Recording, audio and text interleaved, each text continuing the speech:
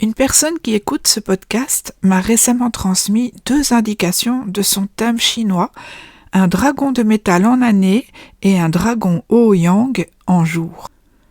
Son message, un peu laconique, m'a donné envie de prolonger l'explication, car derrière ces mots se cache toute la logique de l'astrologie chinoise, une astrologie sur laquelle je reviendrai en profondeur dans le futur, elle le mérite. Dans ce système, tout repose sur ce que l'on appelle les piliers. Un thème chinois est construit à partir de 4 repères précis, l'année, le mois, le jour et l'heure de naissance. Chacun de ces moments forme un pilier, et chacun de ces piliers associe un animal du zodiaque et un élément, bois, feu, terre, métal ou eau, en polarité yin ou yang. Ce sont ces combinaisons qui permettent de lire un thème et non le seul signe de naissance. Le pilier de l'année, celui que l'on connaît le mieux, correspond à l'année de naissance. Il donne une tonalité générale, une manière d'entrer dans le monde et une image sociale. Dans l'exemple évoqué, le dragon de métal en année indique une énergie visible, affirmée, avec une dimension structurée, déterminée et parfois très directe. C'est souvent ce que l'entourage perçoit en premier. Le pilier du jour, lui, est fondamental.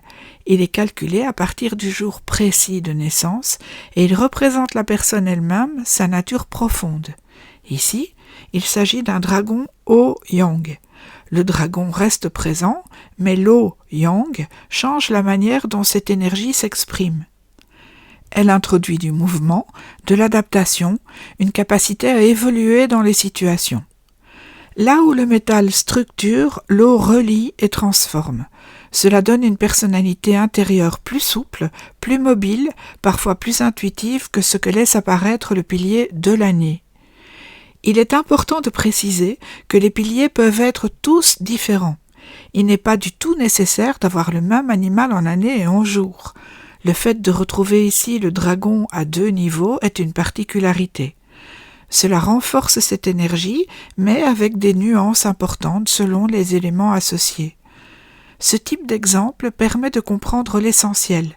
L'astrologie chinoise ne se résume jamais à un seul signe. Elle repose sur un ensemble de piliers qui donnent chacun une information spécifique.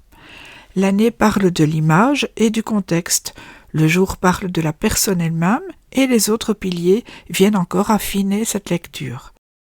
C'est cette combinaison qui permet d'obtenir une vision juste et nuancée d'un thème en astrologie chinoise.